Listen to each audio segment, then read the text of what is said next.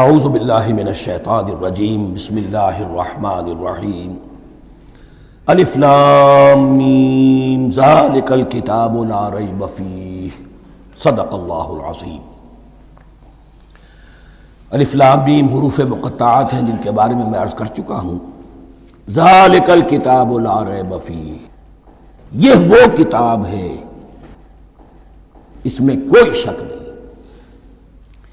الکتاب اس لیے کہا گیا ہے کہ قرآن مجید کی پیشین گوئیاں اور خوشخبریاں سابقہ کتابوں میں موجود تھیں، اور چونکہ اس سورہ مبارکہ میں اصل خطاب کا رخ جو ہے وہ ہے سابقہ امت مسلمہ کی طرف، تو ذالک کتاب نہیں کہا گیا، ذالک کتاب لا ریب فیہ نہیں، ذالک الکتاب یہ وہ کتاب ہے، کتاب موعود ہے جس کی پیشین گوئیاں تورات اور انجیل میں موجود تھیں۔ لا ریب فیہ، اس میں کوئی شک نہیں۔ حرف اورا ریب نئے، تبدیل نئے، یہی الفاظ آئے ہیں سورہ سجدہ کے شروع میں بھی، الف لام میم تنزیل الکتاب لا ریب فیہ رب العالمین، لا ریب فیہ من رب العالمین، فیہ ھدی للمتقین۔ فیہ دونوں طرف مل سکتا ہے، لا ریب فیہ اسے معانقہ کہتے ہیں، لا ریب فیہ پڑھیں گے تو ہدن سے شروع کر دیں گے، لا ریب پر ختم کر دیں گے تو فیہ ہدن للمتقین، یہ دونوں معنی درست ہوں گے۔ ہدن للمتقین یہ ہدایت ہے، رہنمائی ہے اہل تقویٰ میں جو بچنا چاہیں۔ تقویٰ کا اصل مفہوم سمجھ لیجئے، وقا یقی کسی کو بچانا، تقویٰ خود بچنا۔ جن لوگوں کے اندر فطرت سلیمہ ہوتی ہے ان میں اخلاقی حس موجود ہوتی ہے، وہ بری چیز سے بچنا چاہتے ہیں، بھلی کو حاصل کرنا چاہتے ہیں، وہ لوگ ہیں کہ جو گویا کہ اس قرآن کا اصل مخاطب ہے، وہی اس سے استفادہ کر سکیں گے۔ الذین یؤمنون بالغیب، اب ان کے کچھ اوصاف، یہ اصل میں بہت زیادہ واضح ہوتا ہے تعویل خاص کے اعتبار سے کہ دیکھ لو درخت کو اپنے پھل سے پہچانتے ہیں، اس قرآن کے پھل موجود ہیں نا، یہ ابو بکر اور عمر اور عثمان اور علی کون ہیں؟ یہ جو مہاجرین آئے ہیں چل کر، مدینے والوں دیکھو یہ کون ہیں، ان کی شخصیتیں کیا ہیں، ان کا کردار کیا ہے، ان کے اوصاف کیا ہے، یہ کس درخت کے پھل ہیں؟ یہ اس بینہ کے پھل ہیں، یہ اس ذکرہ کے پھل ہیں۔ بینہ رسول من اللہ یتلو صحفا مطہرۃ فیہا کتب قیمہ، یہ اس شجرہ مبارکہ کے پھل ہیں، دیکھ لو ان کے کیا شب و روز ہے، الذین یؤمنون بالغیب، جو غیب پر ایمان رکھتے ہیں۔ تعویل عام کے اعتبار سے اس کا بہت اہم مفہوم ہوگا، جو یہ طے کر لے کہ سوائے مادے کی دنیا کے مجھے اس سے آگے جانا ہی نہیں، unless I can verify۔ آپ کو معلوم ہے کہ میٹیریل جو حقائق ہے وہ تو آپ ویریفائی کر سکتے ہیں، آنکھ سے دیکھ سکتے ہیں، کان سے سن سکتے ہیں، ویریفائڈ ہے۔ جو یہ سمجھ لے گا کہ اس کے بیونڈ کچھ نہیں ہے، اس کے لیے قرآن میں کوئی ہدایت نہیں۔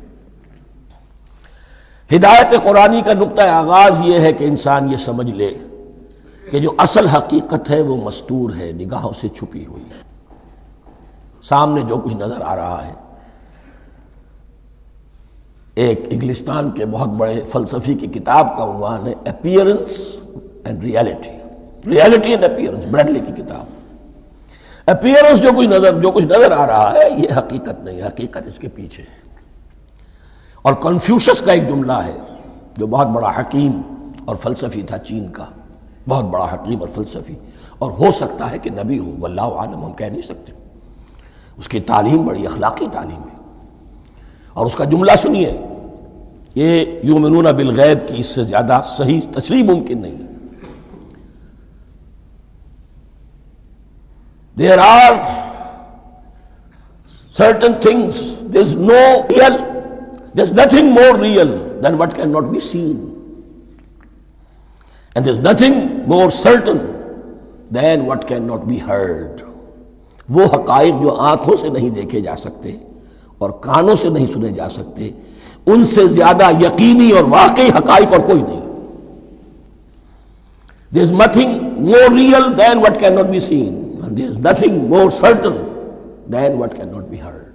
الذین یؤمنون بالغیب، وَيُقِيمُونَ الصَّلَاةَ، نماز قائم کرتے ہیں، وَمِمَّا رَزَقْنَاهُمْ يُنْفِقُونَ، اور جو کچھ ہم نے انہیں دیا ہے اس میں سے خرچ کرتے ہیں، خیر میں، بھلائی میں، نیکی میں، ابنائے نو کی حاجات کو رفع کرنے میں، لوگوں کی تکلیفیں دور کرنے میں، خود اللہ کے لیے، اللہ کی رضا جوئی کے لیے، اللہ کو قرض حسنہ دیتے ہوئے۔ والذین یؤمنون بما انزل الیک وما انزل من قبلک، اور وہ کہ جو ایمان رکھتے ہیں اس پر بھی جو آپ پر نازل کیا گیا ہے محمد صلی اللہ علیہ وسلم، اور اس پر بھی کہ جو آپ سے پہلے نازل کیا گیا۔ یہ بہت اہم الفاظ ہیں، اس لیے کہ عام طور پر آج کل ہمارے ہاں یہ خیال پھیلا ہوا ہے کہ یہ تورات اور انجیل کے پڑھنے کا کوئی فائدہ نہیں، کوئی ضرورت نہیں، کوئی ضرورت نہیں کی حد تک تو شاید بات صحیح ہو، لیکن کوئی فائدہ نہیں، یہ بالکل غلط ہے۔ یہ ابتدا ہے قرآن کی، اور کس قدر اہتمام کے ساتھ کہا جا رہا ہے۔ ایمان صرف قرآن پر نہیں، اس پر بھی کہ جو اس سے پہلے نازل کیا گیا۔ اور سورہ نساء کی آیت، اور سورہ نساء نازل ہوئی ہے کہیں جا کر سن 6 ہجری میں، یا ایھا الذین آمنوا آمنوا باللہ ورسولہ والکتاب الذی نزل علی رسولہ والکتاب الذی انزل من قبل۔ تو اس سے ایمان جو ہے تورات پر اور انجیل پر اور زبور پر اور صحف ابراہیم پر، اجمالی ایمان کی جو اہمیت ہے اس کو اچھی طرح سمجھ لیجیے۔ البتہ یہ ہے کہ چونکہ ہم سمجھتے ہیں اور جانتے ہیں کہ ان کتابوں میں تحریف ہو گئی ہے، لہذا ان کتابوں کی کوئی شے قرآن پر حجت نہیں ہوگی۔ جو چیز قرآن سے ٹکرائے گی ہم اس کو رد کر دیں گے، ان کتابوں کی کسی شے کو دلیل کے طور پر نہیں لائیں گے۔ لیکن جہاں قرآن مجید کی کسی بات کی نفی نہ ہو رہی ہو تو بہت سے حقائق ہمیں ان کتابوں ہی سے ملتے ہیں۔ انبیاء کے مابین جو زمانی ترتیب ہے، کرونالوجیکل آرڈر جو ہے، وہ تو ہمیں تورات سے ملتا ہے، قرآن میں تو نہیں۔ قرآن میں کبھی حضرت نوح کا ذکر بعد میں ہے، حضرت موسیٰ کا پہلے، وہاں تو کسی اور پہلو سے ترتیب آتی ہے، لیکن وہاں ہمیں تاریخ ملتی ہے ابراہیم کی، اسحاق کی، یعقوب کی، انبیاء بنی اسرائیل کی، موسیٰ کی، عیسیٰ کی، یہ ساری چیزیں۔ تو اس کی اہمیت جو ہے اس کو سمجھ لیجئے۔ والذین یؤمنون بما انزل الیک وما انزل من قبلک وبالآخرۃ ھم یوقنون، آخرت پر وہ یقین رکھتے ہیں۔ نوٹ کرنے والی بات کیا ہے کہ باقی سب چیزوں کے لیے لفظ ایمان آیا، آخرت کے لیے ایقان کیوں؟ واقعہ یہ ہے کہ انسان کے عمل کے اعتبار سے سب سے زیادہ مؤثر شے ایمان بالآخرہ ہے۔ ایمان بالآخرہ ہے تو عمل سیدھا رہے گا کہ ہاں مجھے جواب دہی کرنی ہے، جانا ہے، اٹھنا ہے، اللہ کے حضور حاضری ہے۔ اگر یہ یقین ہے تو عمل صحیح ہوگا۔ اس میں کمی ہو گئی تو توحید جو ہے وہ بھی بس ایک عقیدہ، ایک ڈوگما بن کے رہ جائے گی۔ ایمان بالرسالت بھی بدعات کو جنم دے گا۔ عید میلاد نبی منا لیجئے، اور کچھ عشقیہ اشعار کہہ دیجئے، نعتیہ اشعار کہہ دیجئے، اللہ اللہ خیر صلی اللہ، یہ ایمان بالرسالت کے مظہر ہوں گے۔ عمل انسان کا درست ہوتا ہے آخرت کے یقین کے ساتھ۔ وَبِالْآخِرَةِ هُمْ يُوقِنُونَ، آخرت پر انہی کا یقین ہے، انہی کا یقین ہے۔ یہ حصر بھی ہے اس اعتبار سے کہ یہودی میں مدعی تھے کہ ہم آخرت پر یقین رکھتے ہیں، یہاں کنٹراسٹ دکھایا جا رہا ہے، آخرت پر یقین رکھنے والے یہ لوگ ہیں۔ اور تعویل خاص کے اعتبار سے وہ لوگ موجود ہیں تمہاری نگاہوں کے سامنے۔ 13 برس کی محنت کی کمائی محمد الرسول اللہ صلی اللہ علیہ وسلم کی، اس کتاب کی، یتلو علیہم آیاتہ ویزکیہم ویعلمہم الکتاب والحکمہ، اس کا جو نتیجہ ہے وہ تمہارے سامنے ہے۔ اولئک علی ھدی من ربہم، یہ وہ لوگ ہیں جو اپنے رب کی طرف سے ہدایت پر ہیں۔ وہ ابتدائی ہدایت بھی ان کے پاس تھی، اور یہ تکمیلی ہدایت بھی، قرآن پر بھی ان کا یقین پورا ہے، اور محمد کا اتباع بھی وہ کر رہے ہیں۔ وَأُولَٰئِكَ هُمُ الْمُفْلِحُونَ، اور یہی وہ لوگ ہیں جو فلاح پانے والے ہیں۔ فلاح کا لفظ بھی قرآن مجید کی بڑی اہم اصطلاح ہے، منزل مراد کو پہنچ جانا، کسی باطنی حقیقت کا عیا ہو جانا۔ اسی لیے اس پر پھر گفتگو انشاءاللہ ہوگی سورہ مومنون کے شروع میں، لیکن یہ کہ فلاح پانے والے، کامیاب ہونے والے، اصل میں یہی لوگ ہیں۔ تو گویا کہ تعویل خاص میں صحابہ کرام کی طرف اشارہ ہو گیا، تعویل عام میں ہر شخص کو بتا دیا گیا اگر قرآن کی ہدایت سے مستفید ہونا ہے تو یہ اوصاف اپنے اندر پیدا کرو۔ اب دوسرا گروہ، ان الذین کفروا سواء علیہم انذرتہم ام لم تنذرہم لا یؤمنون، یقیناً جن لوگوں نے کفر کیا، اور یہاں مراد کیا ہے؟ جو کفر پر اڑ گئے ہیں۔ اس کو ہم تعویل عام میں نہیں لے سکتے، اس لیے کہ اگر تو ہم اس کو عام میں لے لیں گے تو اس کے معنی تو یہ ہوں گے جس شخص نے کسی وقت کفر کیا اب وہ ہدایت پر آ ہی نہیں سکتا۔ نہیں، یہ بات نہیں ہے۔ کوئی کفر میں ہے، وہ غالطے کی بنا پر ہے، عدم توجہی کی بنا پر ہے، حق اس پر واضح نہیں ہوا ہے اس لیے ہے، تو آپ اسے سمجھائیں گے، انذار و تبشیر سے اسے فائدہ ہو جائے گا، واعظ و نصیحت سے فائدہ ہو جائے گا۔ ایک وہ ہے کہ جو حق کو سمجھ کر پہچان کر اور پھر اڑ گئے، ضد کی وجہ سے، ہٹ دھرمی کی وجہ سے، تعصب کی وجہ سے، تکبر کی وجہ سے، حسد کی وجہ سے۔ ان الذین کفروا، ایسے لوگوں کا معاملہ کیا ہے؟ سواء علیہم انذرتہم ام لم تنذرہم لا یؤمنون، برابر ہے ان کے لیے خواہ آپ انہیں سمجھائیں خواہ نہ سمجھائیں، ڈرائیں نہ ڈرائیں، انذار فرمائیں نہ کریں، لا یؤمنون، وہ ایمان لانے والے نہیں۔ وہی بات جو میں نے کہی تھی کہ سوتے کو جگایا جا سکتا ہے، جاگتے کو کیسے جگائیں؟ ختم اللہ علی قلوبہم وعلی سمعہم وعلی ابصارہم غشاوہ، ان کے دلوں پر اللہ نے مہر کر دی ہے۔ کیوں کر دی ہے؟ یہ ابتداءً مہر نہیں ہوئی، جب حق کو پہچان کر انہوں نے رد کر دیا، اس کی پاداش میں، اس کی سزا کے طور پر۔ ختم اللہ علی قلوبہم، اللہ نے ان کے دلوں پر مہر کر دی ہے، وعلی سمعہم، اور ان کی سماعت پر بھی، وعلی ابصارہم غشاوہ، اور ان کی آنکھوں کے سامنے پردہ پڑ چکا ہے۔ یہ مضمون سورہ یاسین کے شروع میں پھر آئے گا بہت شر و بست کے ساتھ۔ وَلَهُمْ عَذَابٌ عَظِيمٌ، اور ان کے لیے تو اب بہت بڑا عذاب ہے۔ یہ دوسرا گروہ ہو گیا، ایک رکوع میں دو کو سمیٹ لیا گیا، کل ابھی 7 آیتیں ہوئی ہیں۔ ایک وہ گروہ جس نے قرآن مجید کی دعوت سے صحیح استفادہ کیا، ان میں طلب ہدایت کا مادہ موجود تھا، ان کی فطرتیں سلیم تھیں، ان کے سامنے دعوت آئی، قبول کی، اور قرآن کے بتائے ہوئے راستے پر چلے۔ وہ گلے سرسبد ہیں، وہ شجرہ قرآنی کے نہایت مبارک اور مقدس، وہ اس کے پھل ہیں۔ ایک گروہ وہ ہے جس نے حق کو پہچانا لیکن اس کو رد کر دیا اپنے تعصب یا ہٹ درمی کی وجہ سے۔ ان کا ذکر آ گیا بہت اختصار کے ساتھ، اس لیے کہ ان کا ذکر آپ کو بہت تفصیل سے مکی صورتوں میں ملے گا۔ اب آیا تیسرا گروہ، وَمِنَ النَّاسِ، اور لوگوں میں کچھ ایسے بھی ہیں، مَن يَقُولُ آمَنَّا بِاللَّهِ وَبِالْيَوْمِ الْآخِرِ وَمَا هُم بِمُؤْمِنِينَ، جو کہتے تو یہ ہے کہ ہم ایمان رکھتے ہیں اللہ پر بھی اور یوم آخر پر بھی، مگر وہ حقیقت میں مومن نہیں ہے۔ یہاں ایک بات سمجھ لیجئے، اکثر و بیشتر مفسرین نے اس تیسری کیٹیگری کے بارے میں یہی رائے قائم کی ہے کہ یہ منافقین مذکور ہیں یہاں، اگرچہ لفظ منافق یا لفظ نفاق نہیں آیا یہاں، لیکن مولانا امیر احسن اصلاحی صاحب نے ایک رائے ظاہر کی ہے جو بڑی قیمتی ہے۔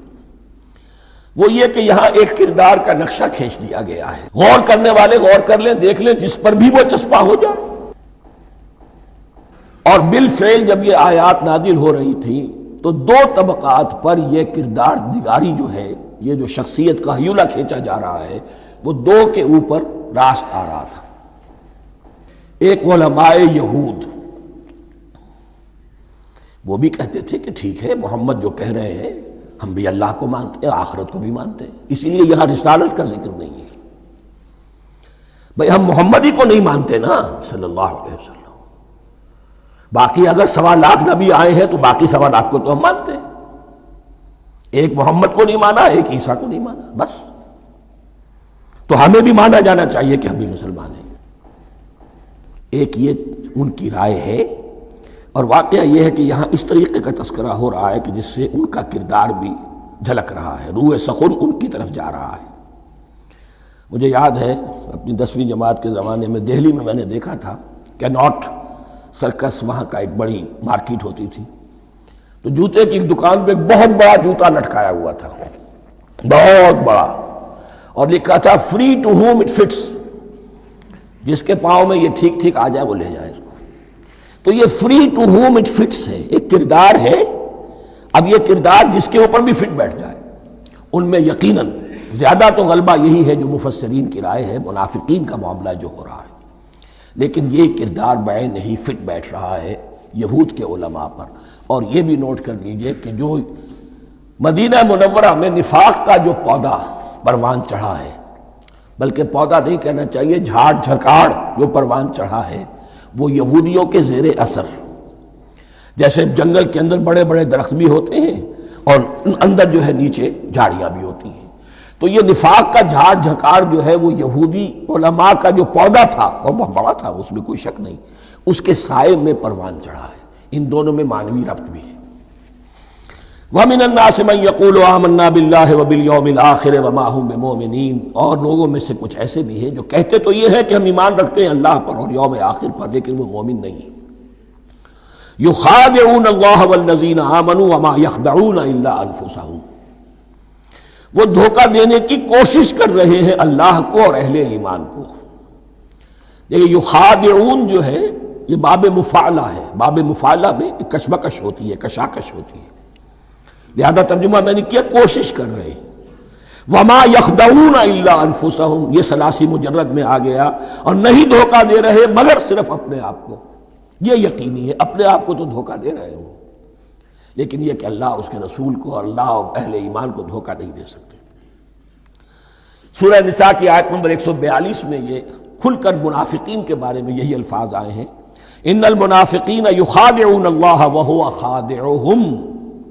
یقیناً منافقین جو ہے وہ اللہ کو دھوکہ دینے کی کوشش کر رہے ہیں اور اللہ انہیں دھوکہ دے رہا ہے. وما یشعرون، انہیں اس کا شعور نہیں ہے. یہ بہت اچھی طرح نوٹ کر لیجیے. منافقین کی بھی اکثریت وہ تھی جنہیں اپنے نفاق کا شعور نہیں تھا. وہ اپنے تئیں سمجھتے تھے اپنے آپ کو مسلمان. وہ کہتے تھے یہ بے وقوف لوگ ہیں. محمد رسول اللہ کے بارے میں کہتے تھے یہ خام خواہ جو ہے انہوں نے لڑائی بھڑائی مول لے لی ہے اہل مکہ کے ساتھ، کیا ضرورت ہے، امن کے ساتھ جو ہے بات کرنی چاہیے. وہ سمجھتے تھے کہ ہم خیر خواہ ہیں، ہم بھلی بات کہہ رہے ہیں. یہ بے وقوف لوگ ہیں، دیکھتے نہیں کہ کس سے ٹکرا رہے ہیں، ہاتھ میں اسلحہ نہیں ہے اور لڑائی کے لیے جا رہے ہیں. تو بے وقوف تو یہ ہے. لیکن وہ سمجھتے تھے کہ ہم تو بڑے مخلص ہیں، ہم مصلح ہیں. تو ما یشعرون بہت ضروری ہے. بعض لوگ منافق ایسے بھی تھے کہ جو اسلام میں داخل ہی ہوتے تھے دھوکہ دینے کی خاطر، اور ان پہ پہلے دن سے واضح ہوتا تھا کہ ہم مسلمان نہیں ہیں، ہم نے اسلام کا لبادہ اوڑھا ہے صرف دھوکے کے لیے. اس کا ایک ذکر سورہ آل عمران میں آئے گا. لیکن اکثر و بیشتر منافقین دوسری طرح کے تھے جنہیں اپنے نفاق کا شعور حاصل نہیں تھا. فی قلوبہم مرض، ان کے دلوں میں ایک روگ ہے، بیماری ہے. یہ روگ اور بیماری کیا ہے؟ ایک لفظ میں اس کو تعبیر کیا جائے کردار کی کمزوری، ویکنس آف کیریکٹر. ایک شخص وہ ہوتا ہے کہ جو سمجھتا ہے یہ حق ہے، ہر سے بعد آباد، اب جو ہو سو ہو. ایک حق کو حق پہچان کر رد کر دیتا ہے، وہ کافر ہو گیا. ایک حق کو حق پہچان کر آیا تو صحیح، لیکن ویکنس آف کیریکٹر کی وجہ سے قوت ارادی کمزور ہے. آخرت بھی چاہتے ہیں، دنیا کو بھی ہاتھ سے دینے کو تیار نہیں. یہاں کا بھی کوئی نقصان نہ ہو اور آخرت کا بھی سارا بھلا ہمیں مل جائے. یہ وہ لوگ ہیں در حقیقت کہ اس کو کہا روگ. فی قلوبہم مرض فزادہم اللہ مرضا. تو اللہ نے ان کے مرض میں اضافہ کر دیا. یہ اللہ کی سنت ہے. آپ حق پر چلنا چاہیں حق کا راستہ آپ کے لیے آسان کر دے گا. آپ برائی کی طرف جانا چاہیں بڑی سے بڑی برائی آپ کے لیے ہلکی ہوتی چلی جائے گی. کوئی خاص بات ہی نہیں، چلو یہ بھی کر گزرو، جب یہ کر لیا تو یہ بھی کر گزرو. اور اگر آپ بین بین لٹکنا چاہیں تو اللہ اسی پہ چھوڑ دیتا ہے. ٹھیک ہے، آپ سمجھتے ہیں ہم کامیاب ہو رہے ہیں، ہم نے مسلمانوں کو بھی دھوکہ دے لیا، وہ ہمیں مسلمان سمجھتے ہیں، اور یہودیوں کو بھی دھوکہ دے لیا، وہ سمجھتے ہیں کہ ہم ان کے ساتھی ہیں، تو سمجھا کامیاب ہو رہے ہیں. حقیقت میں کامیابی نہیں.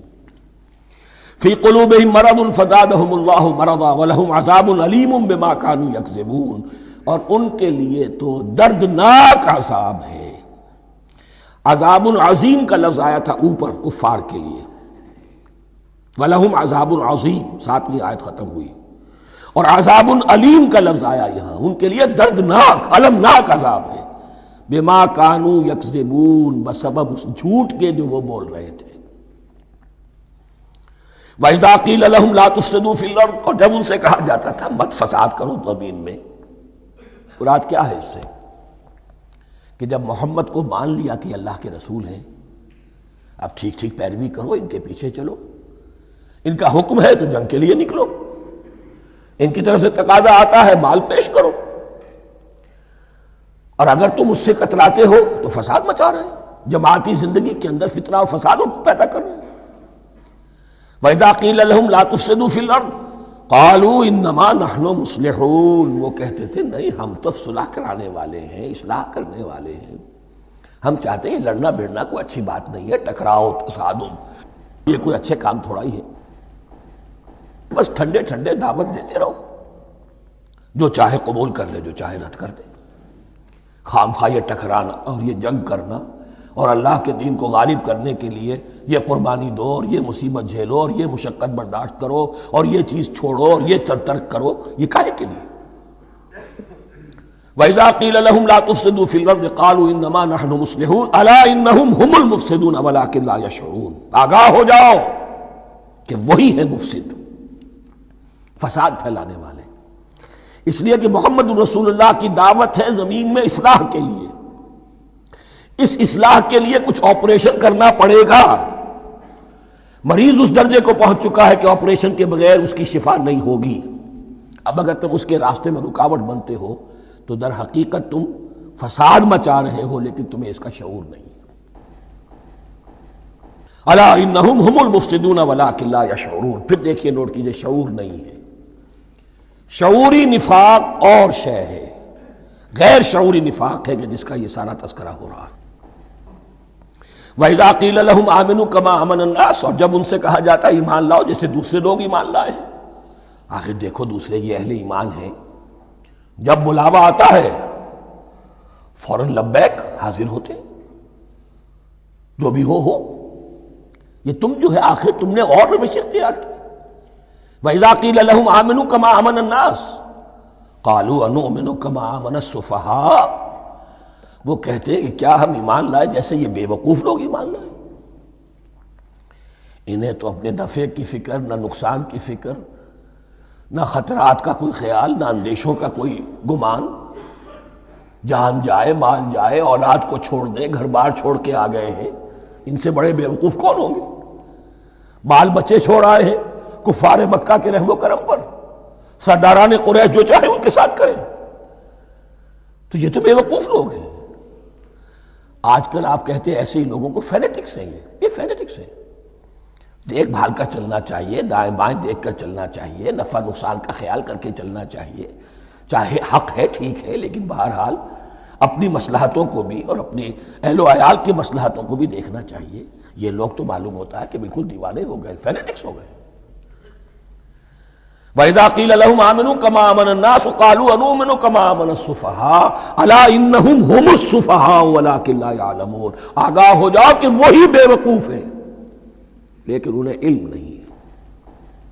وہ صادق الایمان جو ایمان کی ہر تقاضے کو پورا کرنے کے لیے ہر وقت حاضر ہیں، ان سے بڑا عقل مند کوئی نہیں، ان سے بڑا سمجھدار کوئی نہیں، انہوں نے یہ جان لیا ہے کہ اصل زندگی آخرت کی زندگی ہے، یہ نہیں ہے، یہ تو عارضی ہے، کل نہیں آج ختم ہو جائے، آج نہیں ابھی ختم ہو جائے، کیا فرق پڑے گا؟ جانا تو ہے، اب نہیں تو کل، کل نہیں تو پرسوں، جانا تو ہے، تو عقل تو ان کے اندر ہے۔ الا انہم ہم السفہاء ولکن لا یعلمون واذا لقوا الذین آمنوا قالوا آمنا، اور جب یہ ملتے ہیں ان سے جو اہل ایمان ہیں تو کہتے ہیں ہم بھی ایمان رکھتے ہیں۔ اب یہ ان دونوں پر آئے گا، عام جو یہودی تھے وہ بھی کہتے تھے کہ ہم بھی تو آخر اللہ کو مانتے ہیں، آخرت کو مانتے ہیں، اور منافق تو تھے ہی جو رسول کو بھی مانتے تھے۔ وَإِذَا خَلَوْا إِلَىٰ شَيَاطِینِهِمْ، اور جب یہ اپنے شیطانوں کے پاس خلوت میں ہوتے ہیں، اور یہاں شیاطین سے مراد ہیں اہل کتاب یہود کے علماء، ان کے سردار، یا عبداللہ ابن ابی جو منافقین مدینہ کا سردار تھا، اگر وہ کبھی ملامت کرتا تھا، دیکھو تم تو معلوم ہوتا ہے بالکل مسلمانوں میں شامل ہی ہو گئے پوری طرح سے، تمہیں کیا ہو گیا، تم ہر بات مان رہے ہو۔ اب انہیں یہ کچھ نہ کچھ اپنی وفاداری کا یقین دلانے کے لیے کہنا پڑتا تھا، نہیں ہم انہیں بیوقوف بنا رہے ہیں، ہم ان سے ذرا تمسخر کر رہے ہیں، ہم ہیں آپ کے ساتھ ہی، آپ فکر نہ کریں۔ اسی لیے یہ دو منہ ہونا، نفق کہتے ہیں سرنگ کو جس کے دو دروازے ہوتے ہیں، باقی زیر زمین ہے۔ نافقہ گوہ کا بل ہے کہ دو دروازے رکھتا ہے، دو اس کے منہ رکھتا ہے کہ ادھر سے اگر کتا داخل ہو جائے شکار کے لیے تو ادھر سے نکل بھاگے، ادھر سے آئے تو ادھر سے نکل بھاگے۔ تو دو منہ انسان، یہ در حقیقت جس کو پھر سورہ نساء میں کہا گیا لا الہ الا ولا الہ الا، نہ ادھر کے ہیں نہ ادھر کے، مذبذبین بین ذالک، اس کے درمیان مذبذب ہو کر رہ گئے۔ یہ شیطان کا لفظ یہاں سمجھ لیجئے کہ اس کے دو رائے ہیں کہ یہ شطنہ سے بنا ہے یا شات سے بنا ہے، شین الف توئے یا شین تو نون۔ شطنہ کے معنی تباعدا، کو بہت دور ہو گیا، دور ہو گیا، شیطان سے مراد جو اللہ کی رحمت سے بہت دور ہو گیا۔ اور شاتا یشیتو کے معنی ہے احترق غضبا وحسدا، کوئی شخص غصے اور حسد کے اندر جل رہا ہو، وہ شاتا یشیتو ہے۔ اس سے فعلان کے وزن پر، رحمان کے وزن پر، غضبان کے وزن پر شیطان، یعنی وہ کہ جو حسد اور غضب کی آگ میں جل رہا ہے۔ تو یہ ایک تو شیطان وہ ہے کہ جو جنات میں سے ہے، جس کا نام عزازیل تھا پہلے، اب ہم اسے ابلیس کے نام سے جانتے ہیں، وہ ایک شیطان ہے، جنی ہے۔ پھر یہ کہ جو بھی اس کے پیروکار ہیں دنیا میں انسانوں میں سے ہوں یا جنات میں سے ہوں، وہ بھی شیاطین ہیں۔ اسی طرح اہل کفر، اہل زیغ کے جو بڑے بڑے سردار ہوتے ہیں، ان کو بھی شیطان سے تعبیر کیا گیا۔ وَإِذَا خَلَوْا إِلَىٰ شَيَاطِينِهِمْ قَالُوا إِنَّا مَعَكُمْ، اور جب وہ خلوت میں ہوتے ہیں، علیحدگی میں ہوتے ہیں اپنے شیاطین کے پاس، سرداروں کے پاس، کہتے ہیں ہم تو آپ کے ساتھ ہیں، انما نحن مستہزئون، یہ تو ہم ان مسلمانوں کو بیوقوف بنا رہے ہیں، ان سے استہزاء کر رہے ہیں، تمسخر کر رہے ہیں۔ ہم تمسخر میں کہہ دیتے ہیں کہ ہم بھی آپ کے ساتھ ہیں، آمنا۔ اللہ یستہزئ بہم ویمدہم فی طغیانہم یعمہون، حقیقت کیا ہے کہ اللہ ان کا مذاق اڑا رہا ہے اور ان کو ڈھیل دے رہا ہے کہ وہ اپنے عقل کے اندھے پن میں بڑھتے چلے جائیں۔ اللہ تعالیٰ جیسا میں نے عرض کیا رسی دراز کرتا ہے، کوئی شخص غلط راستے پر جانا ہے تو جاؤ بھائی، فوراً تو نہیں پکڑتا، اگر فوراً پکڑ لے تو سیدھا ہو جائے گا، چلتے جائے، جہاں جانا چاہتے ہو جاؤ۔ تو ان کو بھی رسی دراز کر رہا ہے اللہ، لیکن یہ کہ اللہ یستہزئ بہم، یہ سمجھتے ہیں کہ مسلمانوں کا مذاق اڑا رہے ہیں، اصل میں مذاق ان کا اڑ رہا ہے اللہ کے نزدیک۔ وَيَمُدُّهُمْ فِي طُغْيَانِهِمْ يَعْمَهُونَ۔ اب یہاں ذرا نوٹ کر لیجئے، یہ دو لفظ آئیں گے، عین میم اور ہا، امہ ہے کے ساتھ، ایک ہے عین میم اور یا امج، تو عین اور میم تو مشترک ہے یا آخر میں فرق ہوگا، عین میم اور ہا ہوگا، اس کے معنی عقل کا اندھا، دل کا اندھا، آنکھیں تو ہے لیکن دل کا اندھا ہے، عقل کا اندھا ہے۔ اور عین میم یا جو آنکھوں کا اندھا ہو، عمیٌ اندھے، اعمیٰ اندھا۔ تو یہاں فرمایا انا معکم انما نحن مستہزئون، اللہ یستہزئ بہم ویمدہم فی طغیانہم یعمہون، اللہ ان کو اس جو ان کی عقل کے اندھے پن میں جو یہ بڑھتے چلے جا رہے ہیں، اللہ بھی ان کی رسی دراز کر رہا ہے تاکہ یہ جہاں تک جانا چاہتے چلے جائیں۔ اولئک الذین اشتروا الضلالۃ بالہدی، یہ وہ لوگ ہیں کہ جنہوں نے ہدایت کے عوض گمراہی خرید لی ہے۔ دیکھیے بڑا پیارا انداز ہے یہ، ایک شخص کے سامنے دونوں آپشنز تھے، ایک نے گمراہی کو چھوڑا، ہدایت لے لی، چاہے قیمت دینی پڑی، تکلیفیں اٹھانی پڑی، آزمائشوں میں سے گزرنا پڑا، قربانیاں دینی پڑی، ہدایت لی۔ اور ایک شخص نے ہدایت دے کر گمراہی لے لی ہے۔ آسانی تو ہو گئی، فوری تکلیف سے تو بچ گئے، لا الہ الا ولا الہ الا، دونوں طرف سے اپنے آپ کو بچا لیا، لیکن حقیقت میں سب سے زیادہ گھاٹے کا سودا یہی ہے۔ اولئک الذین اشتروا الضلالۃ بالہدی، ہدایت دے کر اور ضلالت خرید لی ہے، فما ربحت تجارتہم، تو ان کی تجارت ان کے حق میں ہرگز مفید نہیں ہوئی۔ اب یہاں بھی دیکھیے، را با اور ہے ہا، ربحا، اس کے معنی نفع، صحیح نفع، جائز نفع۔ را با اور وا ربا وہ سود، وہ بھی اضافہ ہے، وہ بھی بڑھوتری ہے، لیکن وہ حرام ہے۔ ایک ہے تجارت کے اندر جو نفع ہو جائے وہ ربح ہے، را با اور ہا یہ نفع ہے جو جائز نفع ہے۔ را با اور وا ربا یہ کیا ہے؟ یہ سود ہے، یہ حرام ہے۔ را اور با مشترک ہے، آگے ہا آگے اور با اس کا فرق ہے۔ فما ربحت تجارتهم وما كانوا مهتدين، ان کی تجارت ان کے حق میں ہرگز مفید نہیں ہوئی اور نہیں ہے اب یہ ہدایت پانے والے۔ مثلہم، اب یہاں دو تمثیلیں آ رہی ہیں بڑی پیاری۔ پہلی تمثیل ہے کفار کے بارے میں، دوسری تمثیل ہے یہ بین والے لوگوں کے بارے میں۔ پہلوں کے لیے کیا تمثیل ہے؟ مثلہم کمثل الذی استوقد نارا، ان کی مثال اس شخص کی سی ہے جس نے آگ روشن کی۔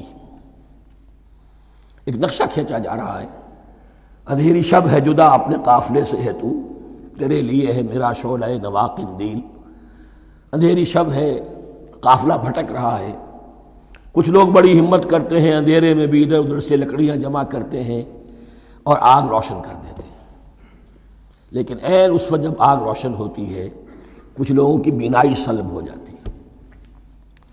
پہلے وہ اندھیرے میں اس لیے تھے کہ روشنی نہیں تھی، اب وہ اندھیرے کے اندھیرے میں رہ گئے کہ روشنی تو خارج میں آ گئی، اپنی اندر کی روشنی گل ہو گئی، بصارت سلب ہو گئی۔ یہ مثال ہے ان کفار کی کہ حضور کی آمد سے پہلے سب بھٹک رہے تھے، کوئی حقیقت واضح نہیں تھی، قافلہ انسانیت بھٹک رہا تھا اندھیری شب میں۔ محمد الرسول اللہ آئے، انہوں نے آگ روشن کر دی، اب راستہ کھل گیا، ہدایت واضح ہو گئی، لیکن کچھ ضد یا تعصب یا تکبر یا حسد کی بنیاد پر کچھ لوگوں کی اندر کی بینائی زائل ہو گئی، تو وہ تو ویسے کے ویسے بھٹک رہے ہیں، جیسے پہلے اندھیرے میں تھے ویسے ہی اب اندھیرے میں ہیں۔ روشنی میں آنے والے تو وہ ہیں، دیکھ لو جن کا ذکر سب سے پہلے ہوا ہے۔ مثلہم کمثل الذی استوقد نارا، اس شخص کی سی ہے کہ جس نے آگ روشن کی۔ فلما اضاءت ما حولہ، جب اس آگ نے اپنے ماحول کو گردا گرد کو روشن کر دیا، ذہب اللہ بنورہم، اللہ ان کی نور بصارت کو لے گیا، سلب کر لیا اللہ نے۔ وَتَرَكَهُمْ فِي ظُلُمَاتٍ لَا يُبْصِرُونَ، اور چھوڑ دیا انہیں ان اندھیروں کے اندر کہ وہ کچھ نہیں دیکھتے۔ صُمٌّ بُكْمٌ عُمْيٌ فَهُمْ لَا يَرْجِعُونَ، اسم کہتے ہیں بہرے کو، سم جمع ہے اس کی، سمن۔ اب کمو کہتے ہیں گونگے کو، بکمن اس کی جمع ہے۔ آما کہتے ہیں اندھے کو، عمیٌ اس کی جمع ہے۔ یہ بہرے ہیں، گونگے ہیں، اندھے ہیں، فہم لا یرجعون، اب یہ لوٹنے والے نہیں۔ یہ کون ہے؟ ابو جہل ہے، ابو لہب ہے، ولید بن مغیرہ ہے، عقبہ ابن ابی معیط ہے، یہ سب کے سب ابھی زندہ ہیں جب یہ آیات نازل ہو رہی ہیں۔ ابھی تو غزوہ بدر ہوگا سن 2 ہجری میں، اور اس میں یہ سب جو ہیں واصل جہنم ہوں گے، ابھی تک تو ہے نا۔ یہ لوگ ہو گئے اس کی مثال۔ مثلہم کمثل الذی استوقد نارا فلما اضاءت ما حولہ ذہب اللہ بنورہم وترکہم فی ظلمات لا یبصرون صم بکم عمی فہم لا یرجعون۔ اب دوسری مثال، او کصیب من السماء، یا بڑی زور کی بارش برس رہی ہے آسمان سے، فیہ ظلمات، اس میں اندھیرے بھی ہیں، ورعد اور گرج ہے، وبرق اور بجلی چمک رہی ہے، یجعلون اصابعہم فی اذانہم من الصواعق حذر الموت، کچھ لوگ ہیں کہ جو اپنی انگلیاں اپنے کانوں کے اندر ٹھوسے ہوئے ہیں کہ وہ جو کڑک ہے اس سے ان کی جانیں نہ نکل جائیں، موت نہ آ جائے۔ کڑکا ایسا ہے کہ اس کڑکے سے بچنے کے لیے اپنی انگلیاں اپنی کانوں میں ٹھوس رکھی، حذر الموت، موت کے خوف سے۔ واللہ محیط بالکافرین، اللہ ایسے کافروں کا احاطہ کیے ہوئے ہے، بچ کر کہاں جائیں گے۔ یکاد البرق یخطف ابصارہم، قریب ہے کہ بجلی ان کی نگاہوں کو لے جائے، ان کی بینائی کو سلب کر لے۔ کلما اضاء لہم، لیکن ہوتا کیا ہے، جب ذرا روشنی ہوئی تو چل لیے، مشوا فیہ، بجلی چمکی، کچھ نظر آ گیا دائیں بائیں تو کچھ تھوڑا سا چل لیے۔ وَإِذَا أَظْلَمَ عَلَيْهِمْ، اور جب تاریکی ان پر طاری ہو گئی، قاموا، کھڑے کے کھڑے رہ گئے۔ یہ نقشہ ہے ان کا کہ ایک طرف بارش ہو رہی ہے، قرآن مجید ہے، آسمان سے نازل ہو رہا ہے، یہ ماہ مبارکہ ہے، یہ کتاب مبارکن ہے، لیکن یہ کہ اس کے ساتھ کڑکے ہیں، گرج ہے، کفر سے مقابلہ ہے، کفر کی طرف سے دھمکیاں ہیں، اندیشے ہیں، خطرات ہیں، امتحانات ہیں، آزمائشیں ہیں۔ ذرا کہیں حالات کچھ بہتر ہوئے، کچھ جسے بریدنگ سپیس کہتے ہیں ملی، تو تھوڑا سا چل لیے، ہم بھی مسلمان ہیں، کوئی خاص موقع نہیں ہے، کسی جنگ کے لیے بلایا نہیں جا رہا ہے، تو بڑھ چڑھ کے باتیں کر رہے ہیں، اپنے ایمان کا اظہار بھی کر رہے ہیں۔ جیسے ہی کوئی آزمائش آئی، قاموا، ٹھٹک کر کھڑے کے کھڑے رہ گئے۔ وَلَوْ شَاءَ اللَّهُ لَذَهَبَ بِسَمْعِهِمْ وَأَبْصَارِهِمْ، اللہ چاہتا تو ان کی سماعت اور بصارت کو بھی سلب کر لیتا، لیکن اللہ کا قانون یہی ہے، جو جہاں رہنا چاہے اس نے آزادی ارادہ دی ہے انسان کو۔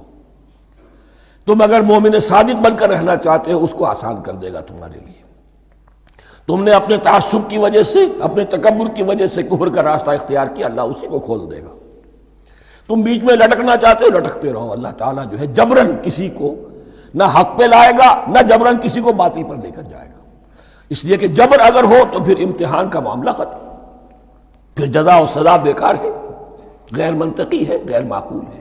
ان اللہ علی کل شیء قدیر، یقیناً اللہ تعالیٰ ہر چیز پر قادر ہے۔ یہ دو رکوع اس اعتبار سے کہ انسانی شخصیتوں کا سمجھنا، اور جیسا کہ میں نے عرض کیا، تعویل عام ذہن میں رکھیے، جب بھی کبھی کوئی دعوت حق اٹھے گی، اگر وہ واقعتاً کل کے کل حق کی دعوت ہے اور اس میں انقلابی رنگ ہے کہ باطل سے پنجہ آزمائی کرنی ہے، باطل کو نیچا دکھانا ہے، حق کا غلبہ کرنا ہے، تو یہ تین قسم کے افراد لازماً ہمیشہ وجود میں آ جائیں گے۔ ان کو پہچاننا، ان کے کردار کی جو اصل جو اس کے پیچھے پس منظر ہے، اس کو جاننا بہت ضروری ہے۔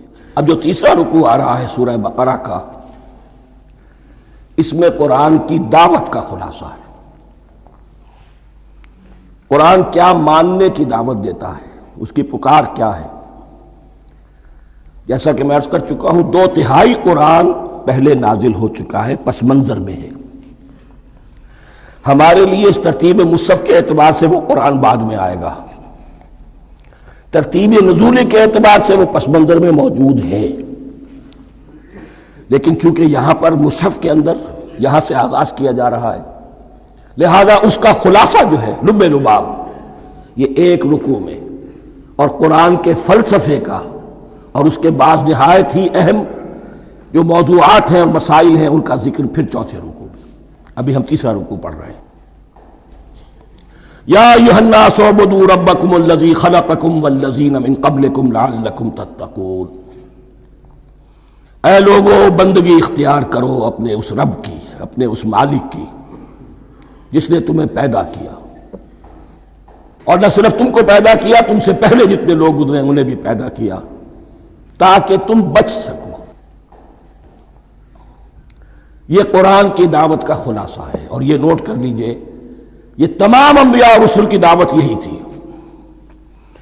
ہم جب پڑھیں گے سورہ اعراف پڑھیں گے، سورہ شعراء پڑھیں گے، ایک ایک کا نام لے کر،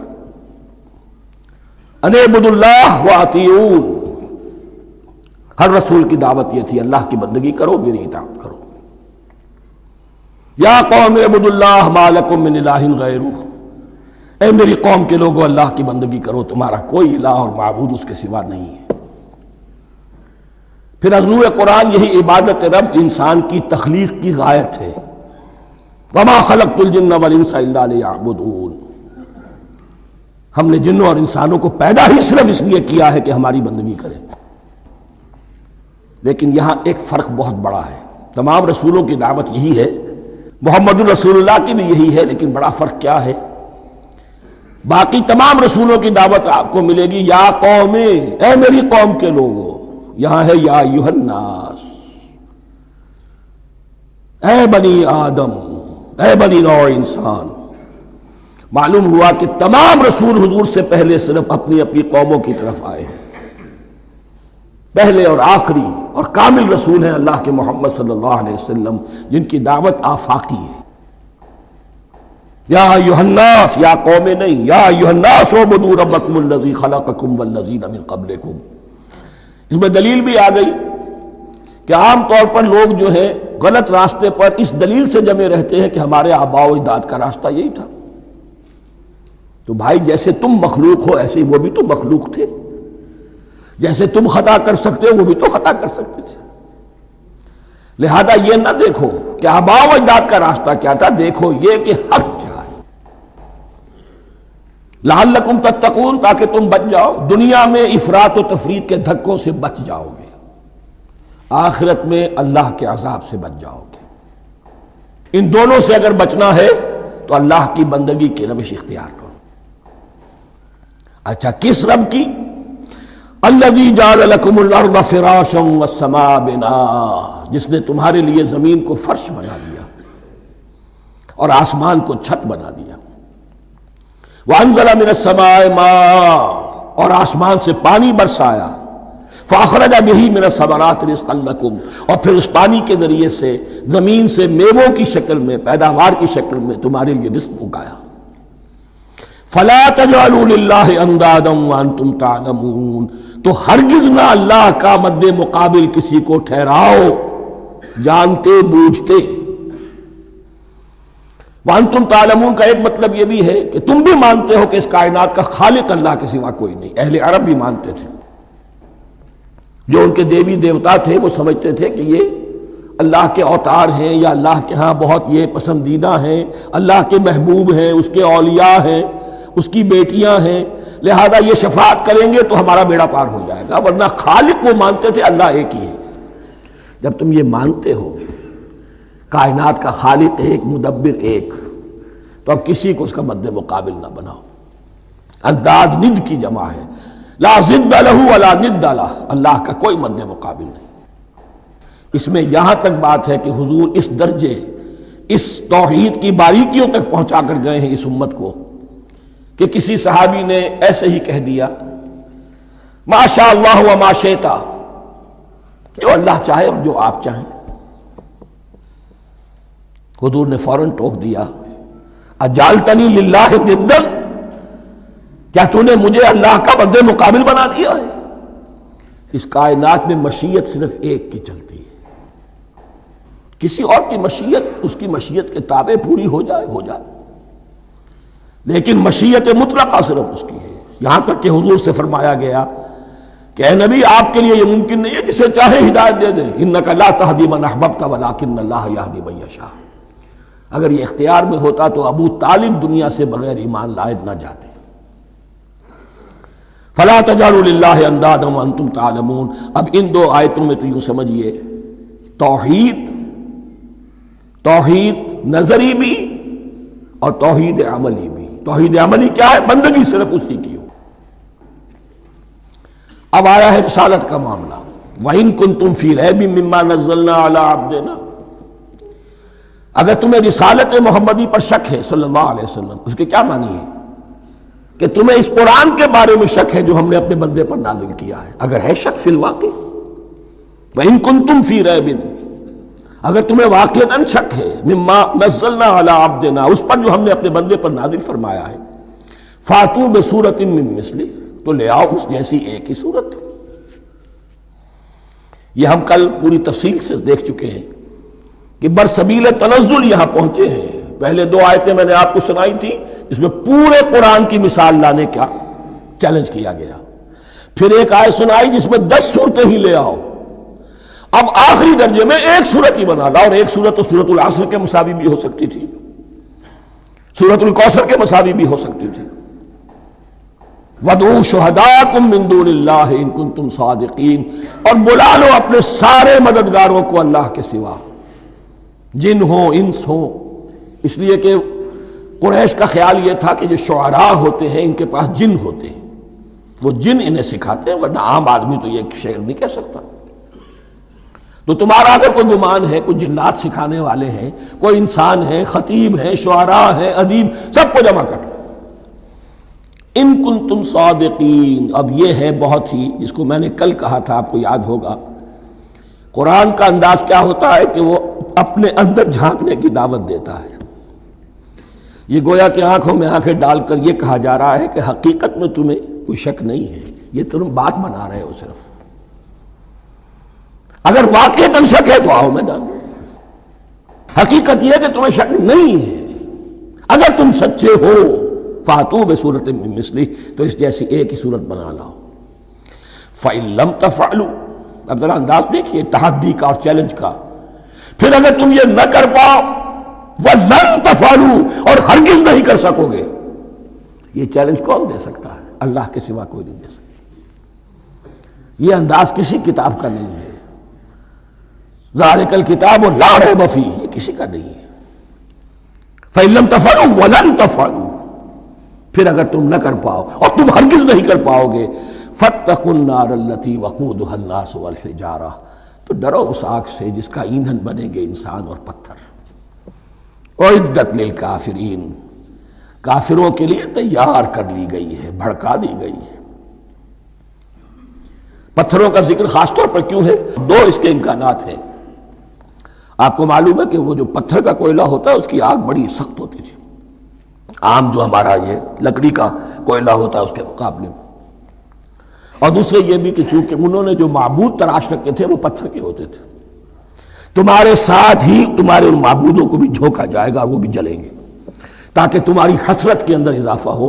ان سے ہم دعائیں مانگا کرتے تھے، ان کے سامنے ماتھے ٹیکتے تھے، ان کے سامنے ڈنڈوت کرتے تھے، ان کو چڑھاوے چڑھاتے تھے.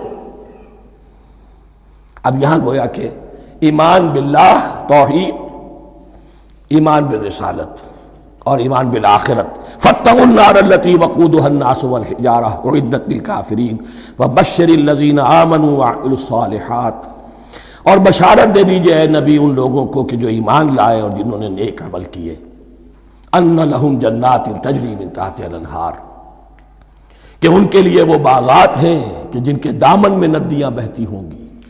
لفظی ترجمہ ہوگا جن کے نیچے ندیاں بہتی ہوں گی.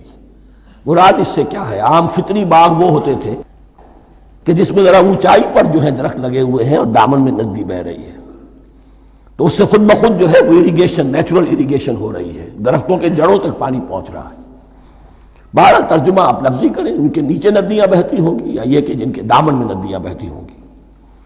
کلما رزقوا منہا من ثمرۃ رزقا، جب بھی کبھی انہیں دیا جائے گا کوئی پھل رزق کے طور پر کھانے کے لیے جنت میں، قالوا ھذا الذی رزقنا من قبل، وہ کہیں گے یہ تو وہی شے ہے جو ہمیں پہلے بھی ملتی تھی. اس کا ایک مفہوم یہ ہے، یہ جو نزل ہے، ابتدائی جو ہے دعوت ہے، ابتدائی ضیافت جو ہوگی اس میں وہی چیزیں کہ جو معروف ہے، جانی پہچانی ہے. یہ رمان، یہ دیکھیے یہ انار آ رہا ہے خوبصورت، یہ انگور ہے خوبصورت، یہ نخیل ہے، یہ نخل ہے، یہ رطب ہے، لیکن ذائقے کے کوئی نسبت و تناسب بھی نہیں ہوگا. وہ کہیں گے یہ وہی شے ہے جو ہمیں پہلے ملتی تھی. وَأُتُوا بِهِ مُتَشَابِهًا، مشابہ تو ہوگی وہ، لیکن ان کے ذائقے میں زمین و آسمان کا فرق ہوگا. اور ایک یہ بھی مفہوم لیا گیا کہ آخرت میں جنت میں بھی وہی میوے ملتے رہیں گے، لیکن ان کا ذائقہ بدلتا رہے گا. شکل وہ ہوگی لیکن ذائقہ وہی رہے گا کہ جس سے انسان کی بھی طبیعت بڑھ جاتی ہے ایک ہی شے کو کھاتے ہوئے. وَلَهُمْ فِيهَا أَزْوَاجٌ مُطَهَّرَةٌ، اور ان کے لیے ہوں گے اس میں بہت ہی پاک باز، نہایت پاک کی ہوئی بیویاں ہوں گی. أَزْوَاجٌ مُطَهَّرَةٌ وَهُمْ فِيهَا خَالِدُونَ، اور اس میں رہیں گے ہمیشہ ہمیش. یہ تو تین جو اصول ہیں دین کے دعوت ایمان، توحید اور رسالت اور معاد، ایمان باللہ، ایمان بالرسول، ایمان بالآخرہ. اب ذرا کچھ ضمنی مسائل ہیں کہ جو بعض کفار کی طرف سے، بعض معتزلین کی طرف سے پیش ہوتے تھے، وہ کبھی بھی اس چیلنج کا مقابلہ تو نہ کر سکے، میدان میں تو نہ آ سکے. یہ بالکل ایسی بات ہے جیسے کسی مصور کی تصویر پر اعتراض کرنے والے تو بہت تھے. جب کہا گیا کہ ذرا یہ لیجئے قلم، اس کو ٹھیک کر دیجئے، یہ برش آپ کے ہاتھ میں دیتا ہوں، اب سب پیچھے ہٹ گئے. تو کوئی صورت قرآن کے مقابلے میں لانا وہ تو ان کے لیے ممکن نہیں تھی، لیکن ادھر ادھر سے اعتراضات کرنے کے لیے جو زبانیں کھلتی تھی ان میں سے ایک اعتراض نقل کیا جا رہا ہے۔ وہ یہ تھا کہ وہ کہتے تھے کہ قرآن مجید میں مکھی کی تشبیہ آئی ہے، یہ تو بڑی حقیر سی شے ہے، اعلیٰ کلام ہو اور اعلیٰ متکلم ہو وہ ایسی حقیر چیزوں کا تذکرہ نہیں کرتا۔ بیت العنکبوت مکڑی کا بھی ذکر ہے قرآن میں، اتنی حقیر شے کا، یہ کوئی اعلیٰ کلام نہیں۔ اس کا جواب دیا جا رہا ہے کہ اصل میں کہیں تشبیہ بیان کرنی ہے، تمثیل بیان کرنی ہے تو دیکھنا یہ کہ جس شے کے لیے تشبیہ دی جا رہی ہے اس کی مناسبت والی شے ہو۔ شے کوئی بہت حقیر ہے تو کسی عظمت والی شے سے آخر کیسے تشبیہ دی جائے گی؟ وہ تو کسی حقیر شے سے ہی تشبیہ دی جائے گی تو جو اصل مقصد ہے تشبیہ کا وہ پورا ہوگا۔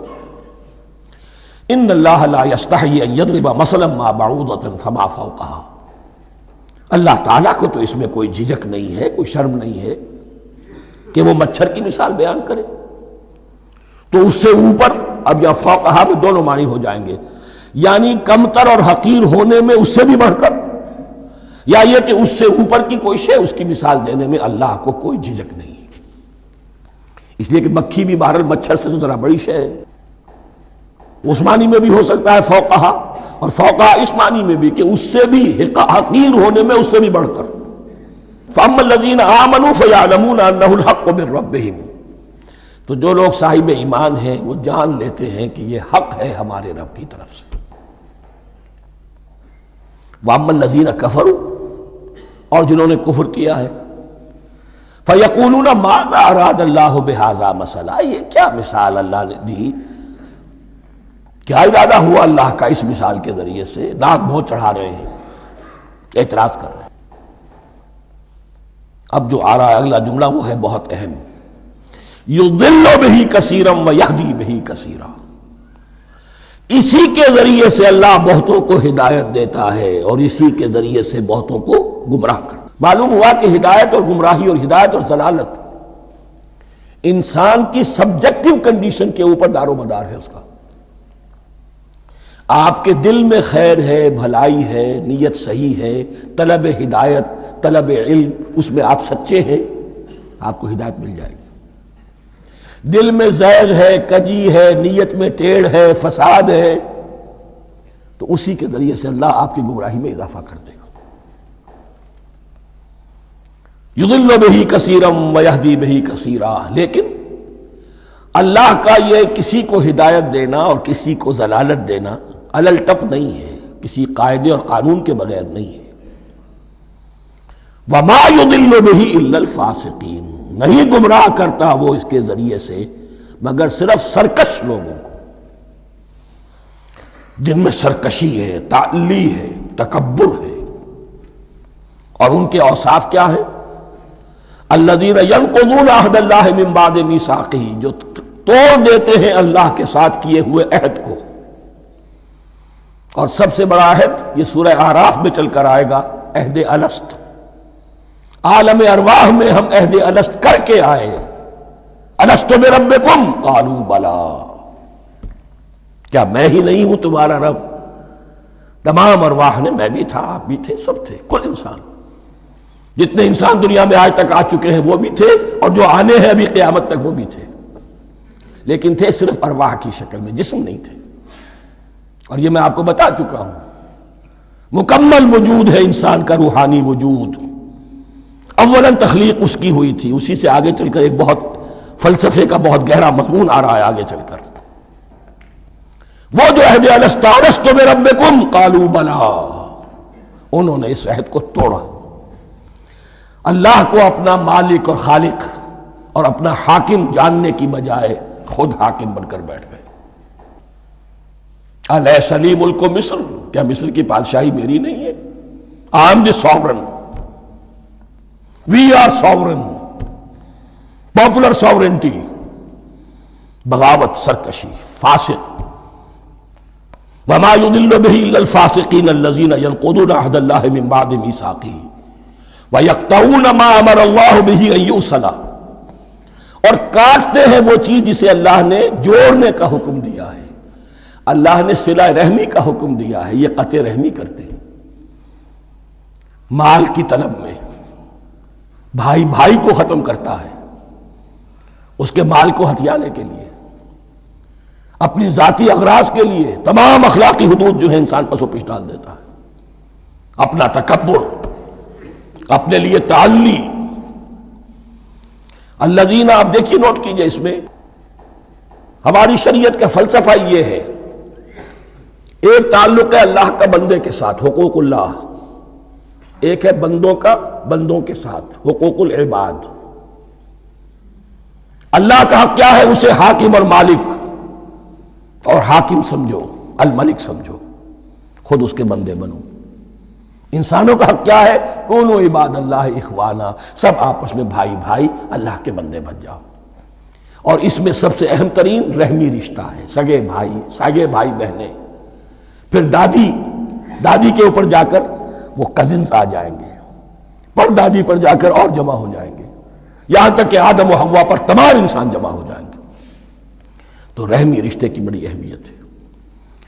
تو وہ فاسقین کے جو توڑتے ہیں اللہ کے عہد کو، اس کو مضبوطی سے باندھنے کے بعد، وَيَقْطَعُونَ مَا أَمَرَ اللَّهُ بِهِ أَن يُوصَلَ وَيُفْسِدُونَ فِي الْأَرْضِ، انہی دونوں چیزوں کے نتیجے میں زمین میں فساد پیدا ہوتا ہے،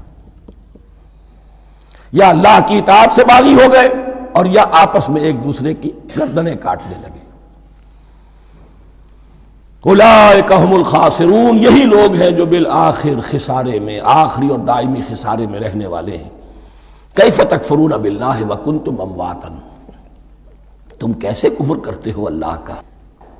بڑا پیارا انداز ہے۔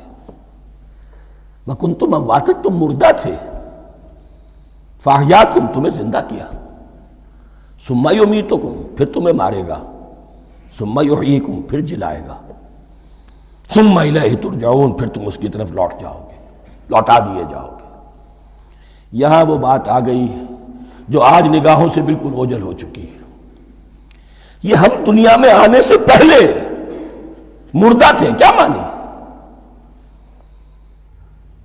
یہ مضمون آ کر اصل میں سورہ غافر یا سورہ مومن میں چل کر اس کی پوری وضاحت ہوگی، لیکن چونکہ یہاں تذکرہ ہو چکا ہے عہد الست کا، ہماری پہلی تخلیق ہوئی عالم ارواح میں، ارواح کی صورت میں، پھر ہمیں سلا دیا گیا، وہ ہماری پہلی موت تھی۔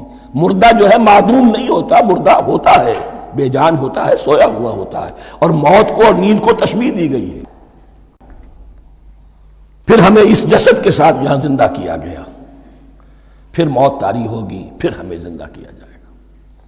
یہ آیت جیسا کہ میں نے عرض کیا بہت بڑی اور بڑی گہری حکمت اور فلسفہ قرآن کی آیت ہے۔ کیسے اللہ کا انکار کرتے؟ کنتم اموات، تم مردہ تھے، سوئی ہوئی ارواح کی شکل میں تھے، فاحیاکم، تمہیں جگایا اس جسد کے ساتھ، زندہ کیا، ثم یمیتکم ثم یحییکم، پھر تمہیں مارے گا، پھر جلائے گا، ثم الیہ ترجعون، پھر تم اس کی طرف لوٹا دیے جاؤ گے۔ اور اب اس کے بعد جو آخری آیت ہے، هو الذی خلق لکم ما فی الارض جمیعا، اس نے تمہارے لیے بنایا ہے جو کچھ بھی زمین میں ہے۔ اس میں خلافت کا مضمون آ گیا۔ حدیث میں آتا ہے انما الدنیا خلقت لکم وانتم خلقتم للآخرہ، یہ دنیا تمہارے لیے بنائی گئی ہے، تم آخرت کے لیے بنائے گئے ہو۔ هو الذی خلق لکم ما فی الارض جمیعا، اس لیے کہ اگلی آیت پھر آ رہی ہے خلافت کی آیت۔ سارا کچھ زمین میں یہ بستر جو بچھایا اور یہ کائنات کو، زمین کو سجایا تمہاری خلافت کے لیے۔ ثم استوى الى السماء فسواهن سبع سماوات، پھر وہ متوجہ ہوا آسمانوں کی طرف اور انہیں 7 آسمانوں کی شکل میں بنا دیا۔ جیسا کہ میں کل عرض کر چکا ہوں، یہ تاحال ابھی یہ آیات متشابہات میں سے ہے۔ 7 آسمانوں کی کیا حقیقت ہے ہم اس سے ابھی پورے طور سے واقف نہیں۔ وَهُوَ بِكُلِّ شَيْءٍ عَلِيمٌ، اور اسے ہر شے کا علم حقیقی حاصل ہے۔ بارک اللہ لی ولکم فی القرآن العظیم ونفعنی وإیاکم بالآیات والذکر۔